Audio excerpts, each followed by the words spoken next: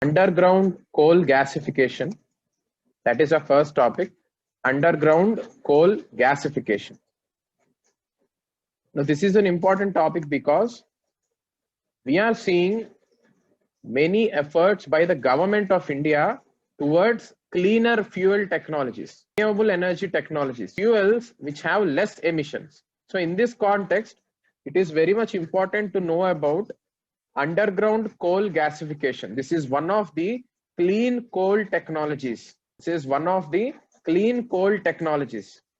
Now, what is this underground coal gasification? As the name itself says, it is nothing but converting coal into gas, right? It's nothing but converting coal into gas, which can be used as fuel. However, the thing here is, we won't be disturbing the coal mines.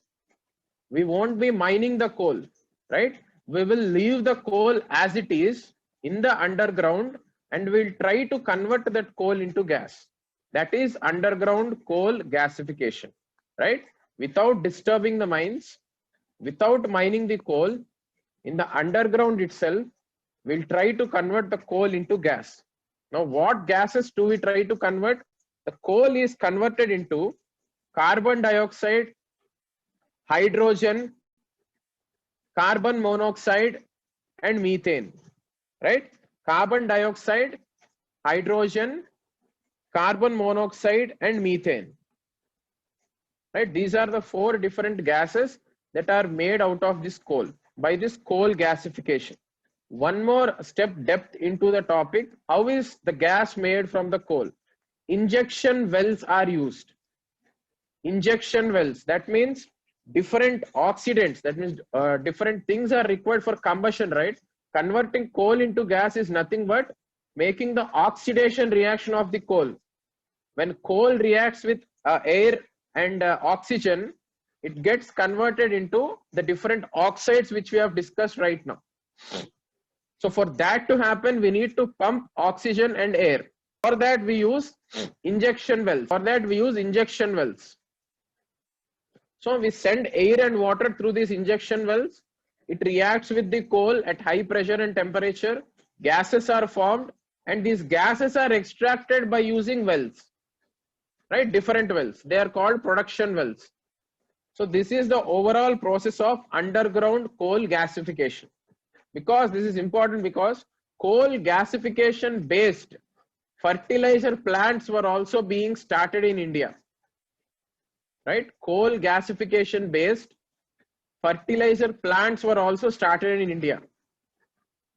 Just find out in which state and in which place we got the first coal gasification based fertilizer plant, right? Please find it out. So this is everything about underground coal gasification. What's called Global Nutrition Report, right? In the month of May, we have discussed about Global Nutrition Report. Who publishes this Global Nutrition Report? It is the World Health Organization which publishes the Global Nutrition Report. Now this is important because this is an area where we can get confused. Global Nutrition Report is published by World Health Organization, right? Global Food Security Report is published by Food and Agricultural Organization. And Global Hunger Index is published by IFPRI, International Food Policy Research Institute, right? So these three are nearby reports, confusing reports, right? So one is Global Nutrition Report, which is published by World Health Organization. The second one is Global Food Security Report, which is published by Food and Agricultural Organization, right? Recently it was published. And the third one is Global Hunger Index. This is published by IFPRI, International Food Policy Research Institute, right? So these are three different indexes published by three different agencies, right? This we have to know because last year they were asked about Global Competitiveness Report. In 2019 prelims, we have discussed it already. And Global Competitiveness Report is published by World Economic Forum. Right? So we need to be thorough with which report is published by which organizations, right? So this is one area where you have to focus. And another term which was there in the news, which is related to geography and also related to environment, is Atlantic Meridional Overturning Circulation. AMOC. AMOC. Atlantic Meridional Overturning Circulation. So if you would have gone through the current affairs, if you would have revised the current affairs or the magazines, you might have come across this term, right? We'll just revise what is this. Now we all know about ocean currents in geography, right? Right, ocean currents in geography, the circuit which they make. So one such circuit is Atlantic Meridional Overturning Circulation. This is nothing but the ocean currents circulation in the North Atlantic Ocean. The ocean currents circulation in the North Atlantic Ocean. What are the different ocean currents? You might have studied them in geography, right? North Atlantic Equatorial Current, Gulf Stream, right? North Atlantic Drift, right? And Canary Current. These are the four different ocean streams which make the circulation pattern. In between, we have the Sargasso Sea. I hope you're recollecting these guys in geography, right? So this ocean circulation, this pattern, right? North Atlantic Equatorial goes from east to west. And from there, it merges with the Gulf Stream. It goes up towards the poles. From there, because of the westerly winds, it gets drifted into North Atlantic Drift. Right? From there, the ocean current comes from poles towards the equator as Canary Current. So these are the different ocean currents in the North Atlantic Ocean. And this circulation is called Atlantic Meridional Overturning Circulation. So this is responsible for distributing heat and energy around the earth. Right? This is responsible for distributing heat and energy around the earth. Right? If they ask North Atlantic Ocean circulation, then everyone will answer. But if they mention this term, then it is difficult to answer, right? We should not have that difficulty. We should be knowing it. So this is one term which is very important. Please revise the ocean currents in the geography also. Warm current. Warm current stays above the surface of the water. Cold current sinks deep into the water, right? And water density and salinity, how are they involved? How are they related? If salinity is more, then the water will be dense. If salinity is less, then the water will be light, right? What is upwelling of cold water? Just revise all these things. And the next important factual question is academic Lomonosov, right? Just write it down. I'll tell the spelling. Academic, A-K-A-D-E-M-I-K. Academic, A-K-A-D-E-M-I-K. Academic space Lomonosov, L-O-M-O-N-O-S-O-V. Lomonosov. Academic Lomonosov. Now, what is this? This is the first floating nuclear plant in Russia, made by Russia, right? This is the first floating nuclear plant. So that's why it's important. It was in the news for 1 month, right? It was in the news for 1 month. I'm not sure of the month, right? But it is in 2020 and 2019 only. So it's very important for us. Academic Lomonosov. This is the first floating nuclear plant made by Russia, right? So this is one factual thing which we have to remember. And Rustom, R-U-S-T-O-M, Rustom. This is something which is made by DRDO, right? The DRDO, Defense Research Development Organization of India, has made a drone. It has made a drone indigenously.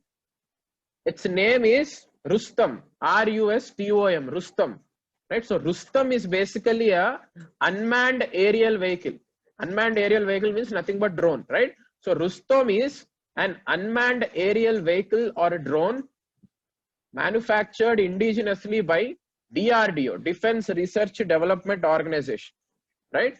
So this is being used for Army, Navy and Air Force also. At least we should remember Rustom means it is a drone made by DRDO indigenously. Right, so this is how prelims preparation should be, guys. We need to be thorough with the facts, how much it is possible. And the next is Astra missile. Astra missile, Astra, ASTRA. Right? Why is this Astra missile important? This is the first BV-RAM missile manufactured by India. BV-RAM means Beyond Visual Range Air-to-Air Missile. This is a full form, guys. It's an abbreviation. BVRAAM, BV-RAM. Full form is Beyond Visual Range Air-to-Air Missile. Beyond Visual Range Air-to-Air Missile. I know it's difficult to remember all the missiles, but at least those missiles which made up in the news, we need to be thorough with them, right? It will be of some use for us in the prelims exam. So BV-RAM, so Astra missile is the first BV-RAM missile indigenously produced by India, right? So some specifications, if possible, we need to know. Its range is around 70 kilometers. Its range is around 70 kilometers. And this Astra missile is developed by Defense Research and Development Organization, DRDO, right? So this Astra missile is developed by DRDO indigenously, right? So Astra, what is it? It's a BV-RAM. Why is it in the news? It is the first BV-RAM. Who manufactured it? DRDO. How did they do it? Indigenously. These are some points we have to know, right? And its range is 70 kilometers. We have already discussed as a part of crash course about multi-layer missile system shield in the national capital region. So all the anti-missile systems in that multi-layer shield, we need to be thorough with, right? NASAMS is there, NASAMS 2 is there, Spike is there, Spike from Israel is there, S-400 from Russia is there, right? So all these missiles, some missiles made by India are also there in that multi-layer shield. So find out what is that multi-layer shield in the national capital region, right? So that is one area, guys, just focus. And Diamar Basha Dam. There is a dam called Diamar Basha Dam. Just find out on which river is this Diamar Basha Dam, right? This dam is being constructed by Pakistan and China together, right? In the disputed land between Pakistan and India. So this dam, they might ask it, right? Also refer to Indus Water Treaty Commission. What is this Indus Water Treaty? That is a treaty between India and Pakistan. Find out which rivers are under the control of Pakistan, which rivers are under the control of India, right? And different hydropower projects of India on the rivers, on the Indus rivers and its tributaries, right? So this, if you do it, it is useful for you guys. Next, one of the scheme is Matru Vandana Yojana, Pradhana Mantri Matru Vandana Yojana. Pradhana Mantri Matru Vandana Yojana. What is this?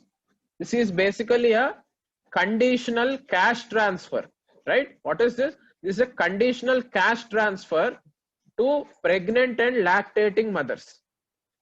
So the scheme's motto is conditional cash transfer to pregnant and lactating mothers. So basically they will be giving 5,000 rupees of cash assistance for pregnant and lactating mothers. That is the objective of this scheme, right? Pradhana Mantri Matru Vandana Yojana. Now, which ministry is implementing this scheme? Ministry of Women and Child Development is implementing this scheme, right? Ministry of Women and Child Development. As I've told you, any scheme you see, first thing is which is the implementing ministry. Second thing is what is its objective. Third, what are the specifications in it, right? So Women and Child Development Ministry is implementing. Overall objective is conditional cash transfer to pregnant and lactating mothers. Now we'll go to the specificities. Now, are all the pregnant and lactating mothers eligible for taking 5,000? No. All those pregnant and lactating women who belong to state government and central government jobs, who are having employment with central government and state government or public sector undertakings, they are not eligible for this scheme, right? If there is an option saying Matru Vandana Yojana gives 5,000 rupees of assistance to all the pregnant and lactating women, then that statement is wrong. Not all women. So this is first specificity. The second thing is how much money? It is 5,000 rupees, right? It is 5,000 rupees. And third specificity, this is a conditional cash transfer. This is a conditional cash transfer. That means not all poor women are given this. They need to meet some criteria. What are those criteria? First thing, they have to register their pregnancy, right? They have to register their pregnancy. Second thing, they need to do antenatal checkups. Antenatal means before the baby is born, right? When a particular woman is pregnant, then she has to undergo some medical checkups, right? That is called antenatal checkups. So that woman has to mandatorily undergo antenatal checkups, and also registration of the birth of the child. That also has to be done. Registration of birth of the child has to be done, and first cycle of immunization also, right? First cycle of vaccination also has to be done to the children. The new baby born, he has to be given the first cycle of vaccination also. So these are some conditions, right? If not, we remember all the conditions. At least we need to remember there are some conditions. Only when they satisfy those conditions, 5,000 rupees will be given to them. The third specificity in this is, this benefit is for first living child in the family, right? This benefit is for the first living child in the family. So these are some specifications related to Pradhana Mantri Matru Vandana Yojana. So this is Pradhana Mantri Matru Vandana Yojana. And the next topic is S&T topic, Parker Solar Probe. Parker Solar Probe, P-A-R-K-E-R, Parker Solar Probe. What is this Parker Solar Probe? This is an initiative of NASA. That is the first thing we have to know, right? Because they can say Parker Solar Probe is an initiative of European Union or NASA or GLOSNAS, which is an organization of Russia, right? Or BIDU, which is an organization of Japan, right? So in this way, they can ask us to, they can make us confused. So first thing is Parker Solar Probe. This is an initiative of NASA. Second, what is this? This Parker Solar Probe is the first spacecraft. It is the first spacecraft to study the corona part of the sun, right? Corona means not the corona which we have. This is the layer around the sun, right? Corona is the outermost layer of the sun. Study the outermost layer of the sun. First time spacecraft is being sent by NASA. Its name is Parker Solar Probe. The other name for Parker Solar Probe is Solar Probe Plus. The other name for Parker Solar Probe is Solar Probe Plus, right? So this is a robotic spacecraft that is being sent by NASA to study the outer corona of the sun, right? This should be clear. Now, why is corona so much important for us? It is important because an interesting trend can be seen in the atmosphere of the sun. Just like how Earth has different layers of atmosphere, similarly, sun also has different layers, right? Now, with common sense, we can say the inner part of the sun will be hotter than the outer part, right? But one mysterious thing that was observed with sun is corona, which is the outer part, is warmer and hotter than photosphere, which is the inner part, right? So outer part is hotter than the inner part of the sun. So that is why this Parker Solar Probe is being sent to study the corona, right? That is the first reason why they are sending it. Second reason is to estimate the space weather. Just imagine solar winds. You might have studied about solar winds in geography, right? When the Earth was evolving, we used to have a lot of gases of hydrogen and helium around the Earth. What happened then? Solar winds have swept away all the hydrogen and helium gases, and a fresh layer of atmosphere has been formed around the Earth, right? If you could recollect the geography, evolution of Earth. So solar winds are nothing but strong winds that come from the sun, right? Simply saying, solar winds are nothing but the strong winds that come from the sun. They are so strong that they can sweep away the atmosphere of various planets also. So now this is important for us because we have space infrastructure in the space, right? India has many satellites. India has communication satellites. India has imaging satellites, right? India has navigation satellites. India has defense intelligence satellites. India has monitoring satellites. All these satellites, they will be affected because of this solar winds, right? So that is a loss to our country.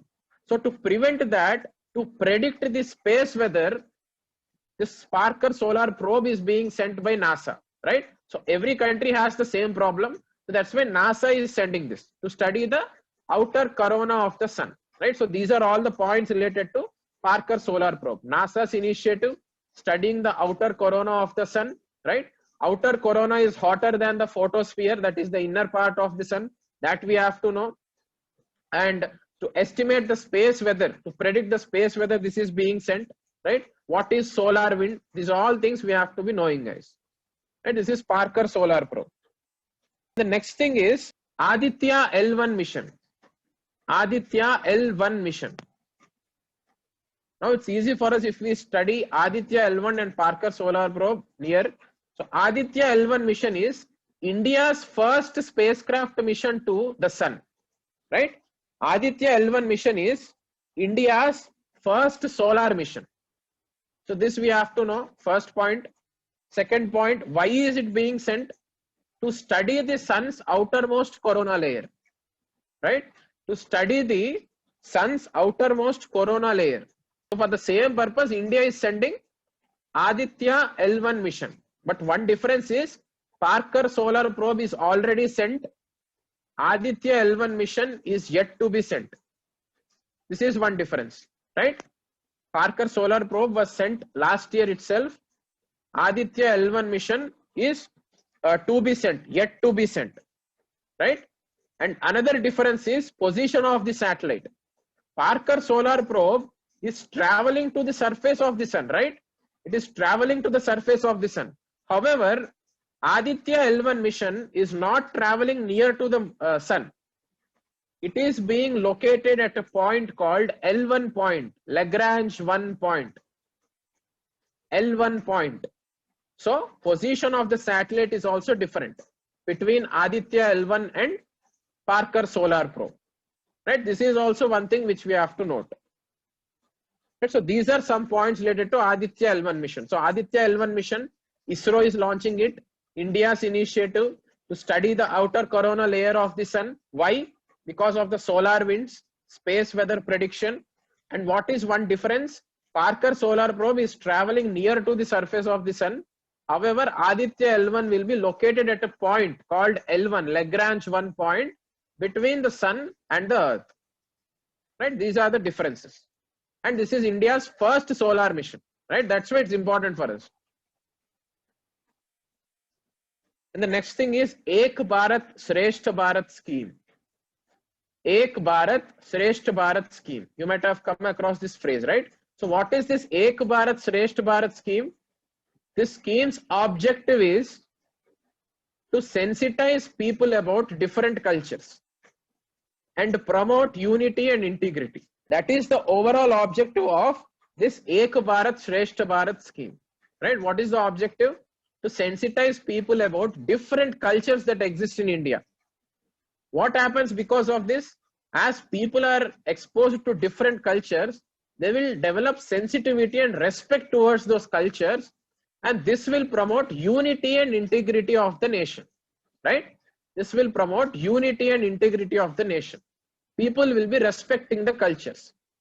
So this is the overall objective of Ek Bharat Shrestha Bharat. Now, which is the implementing ministry of this scheme? It is the Ministry of Human Resource and Development, MHRD. Yeah, its name will be changed in the coming days. So MHRD is the implementing ministry, right? So MHRD is implementing this scheme. What is the objective of the scheme? We have discussed. Now, second scheme is Imprint. Imprint India. What is Imprint? Impacting research, innovation and technology. Impacting research, innovation and technology. This is a full form. Imprint is the abbreviation. So Imprint means impacting research, innovation and technology. So Imprint India is also being implemented by MHRD, right? Imprint India is also being implemented by MHRD. Now, what is the objective of this imprint? Objective of this imprint is to develop a roadmap for research related to engineering and technology challenges in India, right? Developing a roadmap for research into engineering and technology challenges in India. This is Imprint India, right? Simply objective, what is the implementing ministry? Now, third scheme is Jigyasa. This is a Sanskrit term, J-I-G, Jig, Y-A-S-A, Jigyasa. Jigyasa means curiosity, guys, in English. So Jigyasa is also a scheme that is being initiated by CSIR, Council of Scientific and Industrial Research. Right? What is this Jigyasa scheme? Jigyasa scheme tries to establish a connection between school students and scientists. Right? Jigyasa's objective is to establish a connection between school students and scientists so that curiosity generates in the minds of the school going students, right? This is the objective of Jigyasa. It is a student scientist connect program, right? It is a student scientist connect program that is launched by CSIR, Council for Scientific and Industrial Research, right? This is Jigyasa. So these are three different schemes. Try to get more details about this scheme if you find anything. And anti-defection law is also was in the news, guys. To try to get all the details related to anti-defection law, right?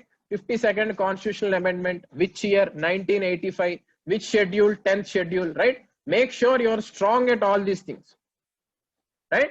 And another constitutional amendment is also related to anti-defection, which made anti-defection more stronger. What is that constitutional amendment, right? What is the number of that constitutional amendment, right? Try to find that also. And some details in the anti-defection law. Who is the final authority to take the decision? It is the presiding officer of the house, right? It is the speaker of the Lok Sabha or the chairman of the Rajya Sabha. They are the final authorities to take the decision related to disqualification proceedings based on anti-defection law, right? Now, how is it done? Now the speaker will take a decision only when a member of the house keeps a petition that a particular MLA or MP has defected. This is important, right? The speaker will not suo moto take up the disqualification proceedings. Some member of the house has to raise a petition with the presiding officer. Member of the house has to raise a petition with the presiding officer. Only then the presiding officer will start the process. And presiding officer is the final authority. Is the presiding officer's verdict subjected to judicial review or out of judicial review? It is subjected to judicial review, right? It is subjected to judicial review. So these are some points which you have to be careful, guys. Olive Ridley turtles. So this year, olive Ridley turtles were also in the news, right? We have discussed this in detail in 30 minutes as a class, right? It is in the CSB YouTube channel. You can go and refer to the 30 minutes video of olive Ridley turtles, right? All the information is there. So animals and plants are important with respect to environment perspective, right? So olive Ridley turtles, where can we see them? In Odisha. They come there for nesting, right? They come there for laying their eggs, right? Aribada, this is a term related to olive Ridley turtles, right? What is Aribada? Mass nesting. We can see in the beaches of Odisha, in the Rushikulya beach of Odisha or the Gahirmata beach of Odisha, we can see hundreds of turtles coming together to lay eggs. You can see that wonderful picture in Google Images also, right? So that phenomenon is called Aribada, right? And where can we see this? In Odisha. In which places? Gahirmata beach and Rushikulya beach. Gahirmata beach and Rushikulya beach. What is the IUCN status of these turtles, olive Ridley turtles? What is the IUCN status? It is vulnerable, right? It is vulnerable. It is not endangered or critically endangered. It is vulnerable, right? That is one thing which we have to know. And why is this Gahirmata beach very important? That is the world's largest nesting site for this olive ridley turtles, right? So India has the world's largest nesting site for olive ridley turtles. We have covered all these points in that video, guys. Just see that video and you will be strong with olive ridley turtles, all the information, right? So Gahirmata Wildlife Sanctuary is also there. Gahirmata Wildlife Sanctuary, that is also for olive ridley turtles, right? Similarly, we have discussed Vikramasila Sanctuary. What is it about? Vikramasila Sanctuary. Vikramshila Sanctuary is for dolphins, right? It is for dolphins. Where is it located? It is located in Bihar. It is located in Bihar. Similarly, we have Chambal Sanctuary. Chambal Sanctuary. Where is the Chambal River? It flows across Madhya Pradesh and Rajasthan and merges with the Yamuna, right? So Chambal Sanctuary also has some important animals. One is the Gangetic dolphin, right? Gangetic dolphin is there. And the second thing is gharials are there. Gharials are there in the Chambal River, right? So these two are protected in Chambal Sanctuary. These two are protected in Chambal Sanctuary. What is the IUCN status of gharial? Critically endangered, right? IUCN status of gharial is nothing but one form of crocodile, guys. So gharial is nothing but its IUCN status is critically endangered. What is the IUCN status of Gangetic dolphin? Endangered. What is the IUCN status of one-horned rhinoceros? Vulnerable. What is the IUCN status of Bengal tiger? Endangered, right? So in this way, you need to revise all the animals and their IUCN status, right? So that will be easy and useful for us only. So National Chambal Sanctuary, you can see gharials there, critically endangered, and Gangetic dolphins which are endangered. Gahirmata Wildlife Sanctuary, what you can see there, olive ridley turtles. It is the world's largest nesting site for olive ridley turtles. So this is about environment, guys. And yeah, and there is another term called Repeal the Eighth and Save the Eighth campaign, right? There was a campaign called Repeal the Eighth and Save the Eighth. What is this Repeal the Eighth and Save the Eighth? So if you would have observed, around 1.5 or 2 months back, we had a movement in Ireland about abortion rights, right? So there was a movement in Ireland about abortion rights. So this movement is related to that, guys. So what happened is people have made a referendum. People have passed a referendum asking the Ireland government to repeal the 8th amendment to the Ireland's constitution. Why did people ask to repeal the 8th amendment to Ireland constitution? So that Ireland government can allow a legislation for abortion, right? So that Ireland government can allow a legislation for abortion. So simply you have to remember repeal the 8th and save the 8th. This is related to a movement and a referendum in Ireland which is related to legislation about abortion, right? This is related to women's rights, guys. So that's why we have to know. And this was a big movement. Just Google it also. You can get some extra information, right? So these kind of questions can end up in the exam. They can simply say repeal the 8th movement recently seen in the news related to, right? So we should be in a position to say, okay, it's related to Ireland. If we just broadly remember that it is somewhat related to abortion or Ireland, we can get the option. Price Stabilization Fund Scheme. Price Stabilization Fund Scheme. What is this Price Stabilization Fund Scheme? Now, one of the problem in India is onions, potatoes, tomatoes, right? These horticulture crops prices, they fluctuate more in India. In one particular season, we see onions for 1 rupee, 2 rupee for kg, right? So in that position, we see the prices of onions. Sometimes we see the prices of onions skyrocketing. They are increasing like anything. right? So this fluctuation in horticulture crops like onion, potato and tomato is happening because of lack of proper storage and lack of marketing facilities, right? Lack of proper cold storages. The farmers are forced to sell these crops, right? So because of which prices are fluctuating. We have seen this recently also. So that's why this scheme is important for us, guys, because we have seen onion prices fluctuating, right, in the previous months. So which is the implementing ministry of this price stabilization fund scheme? It is the Consumer Affairs Ministry. It is the Consumer Affairs Ministry, not the Agricultural Ministry. Not the Agricultural Ministry, it is the Consumer Affairs Ministry, which is the implementing ministry for price stabilization fund scheme. What is the objective?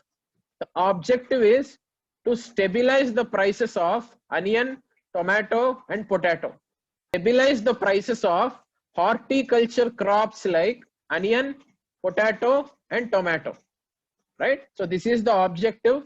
Implementing ministry is Consumer Affairs Ministry, right? We have discussed this. So this is in brief about price stabilization fund scheme, right?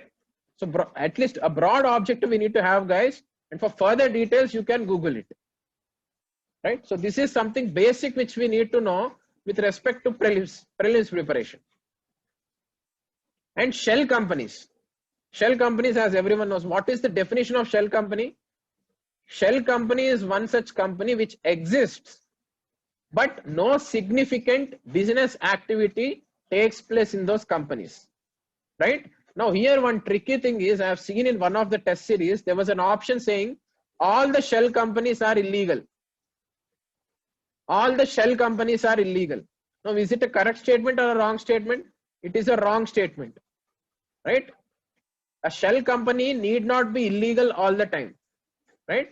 A business company for various reasons may not have significant activity, right? So all shell companies are not illegal companies. That is one thing which you have to know, right? All shell companies are not illegal companies. However, some of the shell companies are used for illegal activities like money laundering and tax evasion, right? Some of the shell companies are used for money laundering and tax evasion. And other name for shell companies is ghost companies. Other name for shell companies is ghost companies. So if you see a word called ghost companies, don't panic. It's nothing but the shell companies only, right? And IMF report called Fiscal Monitor Report. Fiscal Monitor Report. This is published by IMF, right? Reports are important. So Fiscal Monitor Report. This is published by IMF, International Monetary Fund. Apart from Fiscal Monitor Report, the other reports that are published by IMF are World Economic Outlook. World Economic Outlook, that is also published by IMF. And Global Financial Stability Report. Global Financial Stability Report, that is also published by IMF. In the similar way, World Bank also publishes 2 to 3 reports. Find about them, right? Also, United Nations Trade and Development, there is an organization called UNCTAD, UNCTAD, right? UNCTAD, that also publishes some reports. Find about that. World Economic Forum, World Economic Forum also publishes reports. Find what are those reports, right? So all these are important reports, guys, because these are important organizations. Various organizations publish reports. At least we have to be thorough with these big organization reports. So Fiscal Monitor Report is published by IMF. Apart from that, World Economic Outlook and Global Financial Stability Report. In India also, an organization publishes Financial Stability Report. Which is that organization? It is RBI. So in India, Financial Stability Report is published by RBI. At the global level, Financial Stability Report is published by IMF. And these are some facts, guys. And the next topic is public debt. Public debt. What is public debt? What are other liabilities? There are two types of debts for government. One is public debt, the other thing is other liabilities. These two terms we need to have clarity. What is public debt? Public debt includes the following things. They are market loans. That means if government has taken any loans from the market, right? So that comes under public debt. Second thing is treasury bills. Treasury bills.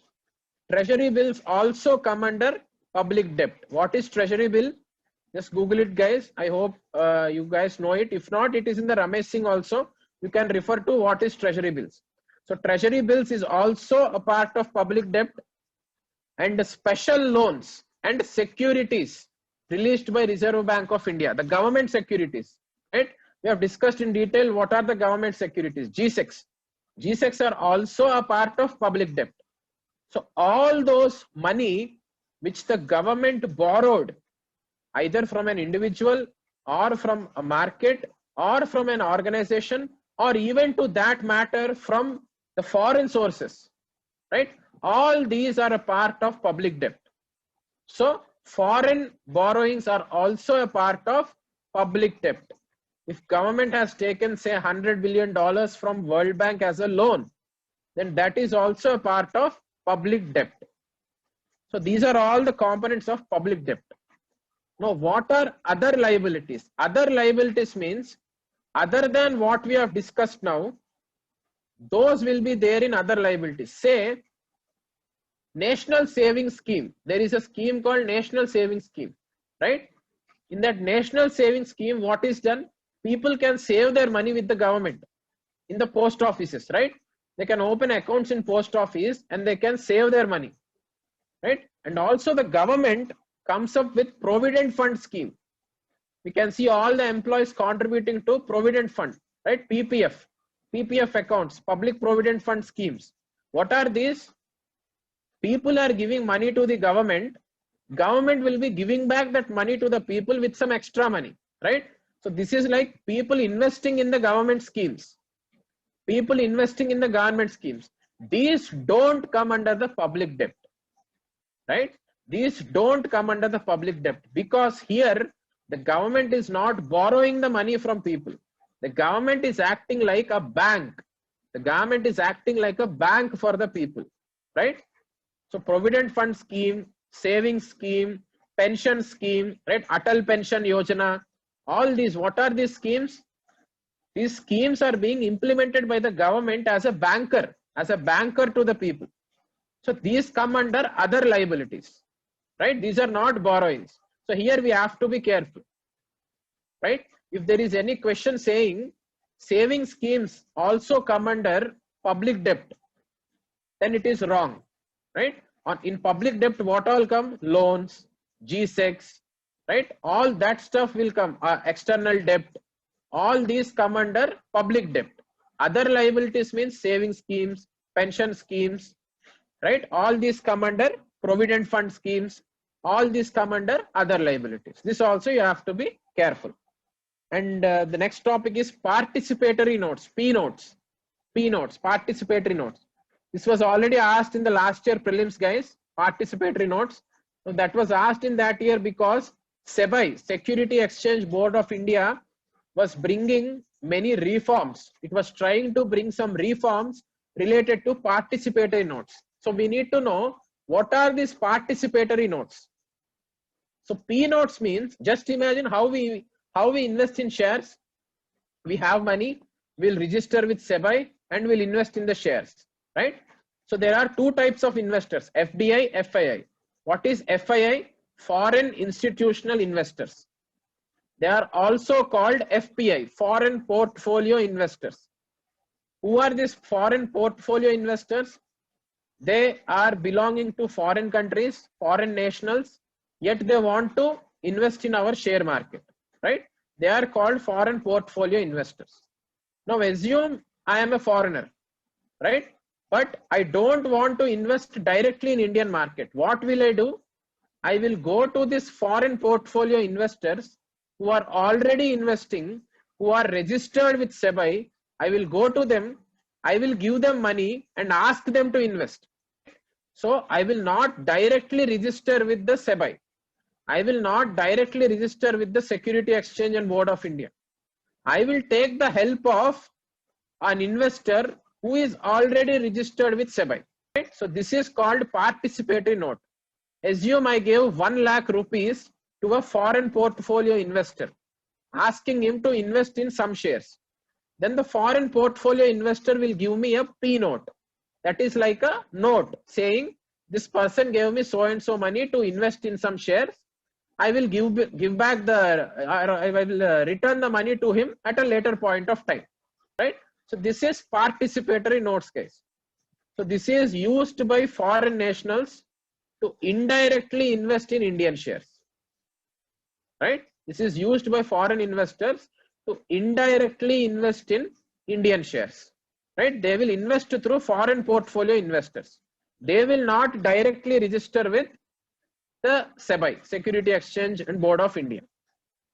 Now, some features related to P notes are: does this P note holder have any ownership on the share?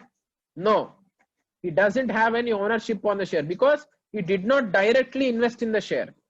So he does not have any ownership on the share. Second point, does he have any voting rights on the share, or does he have any voting rights on the share of that company? No, because he is not registered with SEBI. He did not directly invest it. He invested it via a FPI, a foreign portfolio investor. So that foreign portfolio investor will be having the ownership, not this P note holder. Not this P note holder. So these are some basic things about participatory notes. Right? So this was asked in 2019, guys. And the next topic is venture capital fund. Venture capital fund. What is this venture capital fund? So you might have studied about angel investors, angel investment, right? Angel tax. So this was in the news in the year 2019, right? In the recent budget also, angel tax exemption was given to startups. So this is related to startups. If you are not aware of this, please go to the budget speech and refer to it, right? So this is an important topic because government is focusing so much on startups. We have many schemes on startups also. So what is venture capital? Just imagine what is needed to start a startup. First thing is investment. We need money, right? So for that money, the entrepreneur who is planning to start a startup, he will go to different investors. Now, those investors who give the money, seeing the growth potential of a startup, that is called venture capital fund, right? Venture capital fund means those investors investing the money in a startup based on the growth potential of that startup, right? Based on the growth potential of that startup. Then that kind of fund is called venture capital fund. Now you might get a doubt. Angel investment is also an investment which is given for the startups at the initial stage. However, a difference between venture capital and angel investment is venture capital is professional fund management. Professionals will be investing. They will be coming, they will be assessing the startup, they will be seeing the growth potential of the startup, and then they will take the decision. Angel investor means he is somewhat nearby to us. He might be our friend, right? He might be a businessman whom we know, right? They won't be seeing the investment in a professional basis. They are called angel investors, right? So venture capital is different from angel investors. For further differences, please refer Google, guys, right? So this is about venture capital, a broad definition we need to know. And there is a slight difference between venture capital and angel investment. I hope that is clear for everyone. And different types of unemployment. This is also important. Simple definitions we need to know. What are the different types of unemployment? Seasonal unemployment is the first thing. Seasonal unemployment. Structural unemployment. Structural unemployment. Frictional unemployment. Right? Frictional unemployment. Technological unemployment. Technological unemployment. Under unemployment.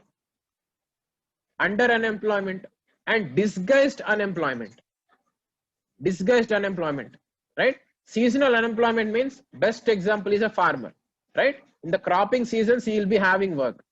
And after the cropping season, he will be left with no job, right? That is called seasonal unemployment. What is structural unemployment? For structural unemployment, a simple example is artificial intelligence. Now, what we are talking, if we get artificial intelligence into the economy, there will be job losses. Why there will be job losses? Because the present people don't have the skills to adapt themselves to artificial intelligence related jobs, right? So this is structural unemployment. When something new comes which changes the structure of the economy, then the unemployment which results is called structural unemployment. Best example is job losses because of artificial intelligence.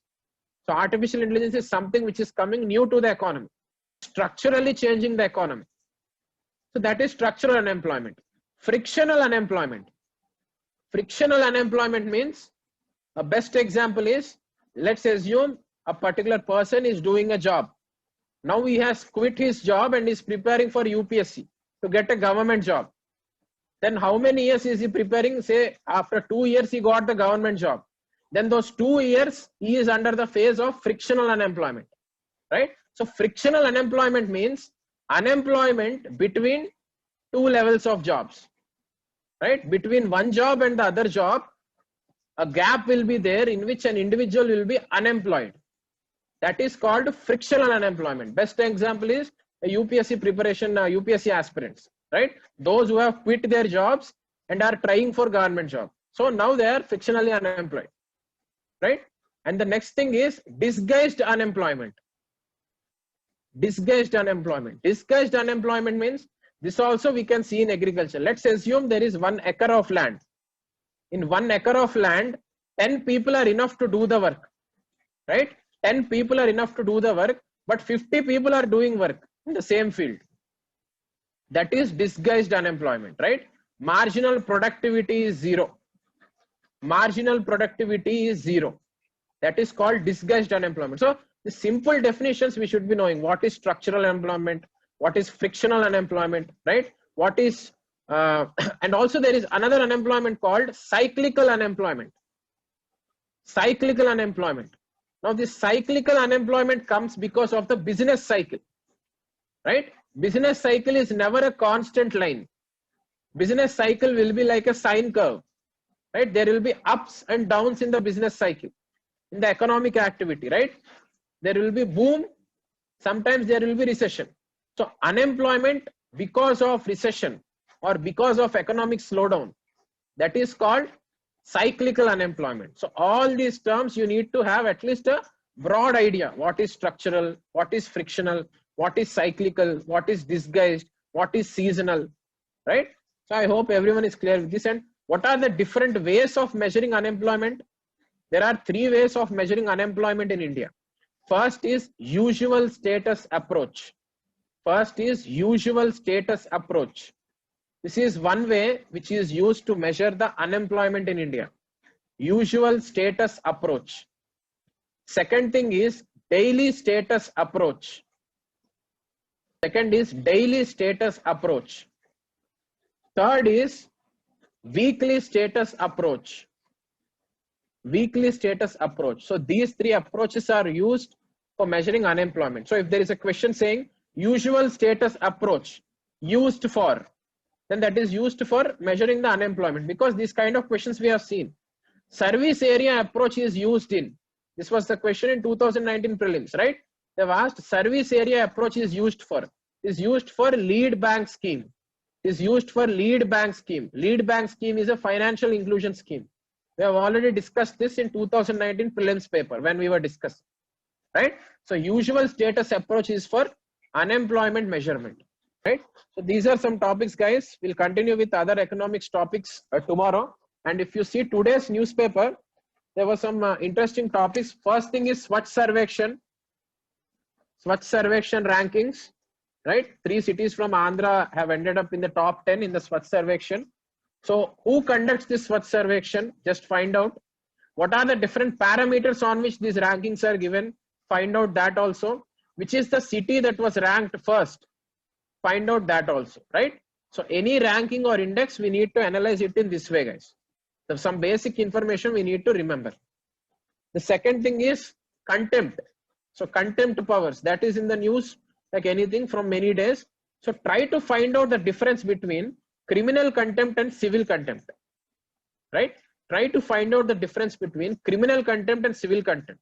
So on a particular person now, charges are being done. Now on what? Is it a criminal contempt or a civil contempt? It is a criminal contempt. It's not a civil contempt, right? And where are these contempt powers mentioned?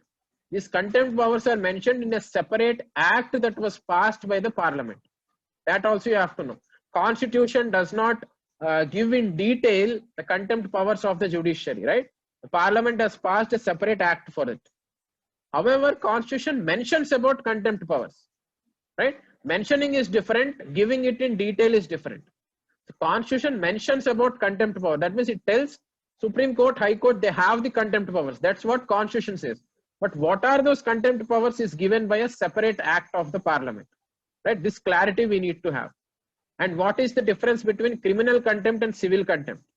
That also we have to know, right? If any judges are defamed or any some charges, or if some judges are illegally defamed, defamation is done on judges, then it is criminal contempt. Let's say if Supreme Court gave an order and we are not passing that order, or we are not following that order, then it is civil contempt. This is basic difference, but try to get more details. What is criminal contempt and what is civil contempt, right? And National Recruiting Agency. I've asked you to read about it yesterday. So that is one area where we can expect a question. So National Recruiting Agency is only for non-gazetted posts. These details we have to know with respect to prelims, right?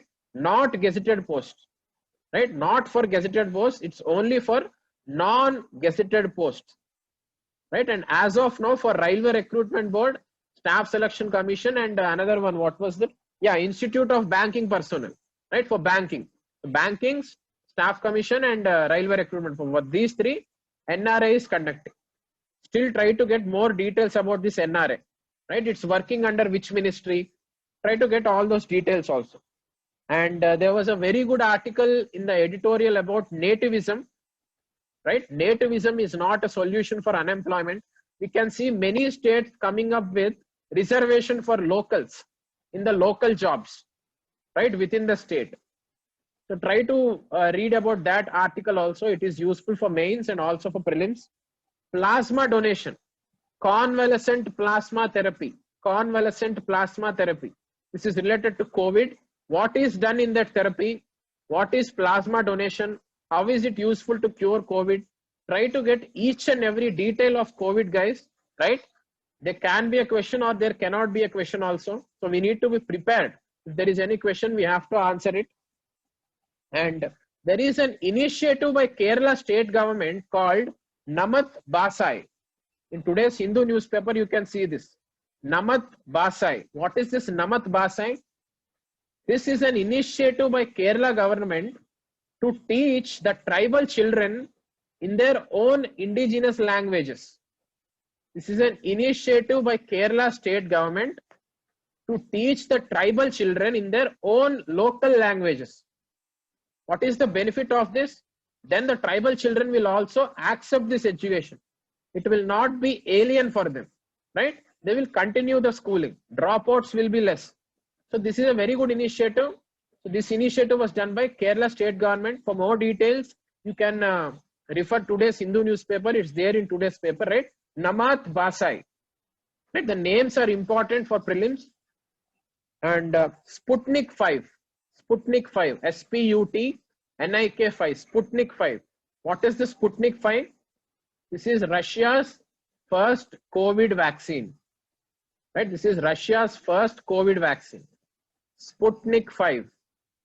Right? The names we have to know because the Sputnik sounds like a missile. So if they give a question saying Sputnik 5, that is a missile, then that's wrong. It's a COVID vaccine.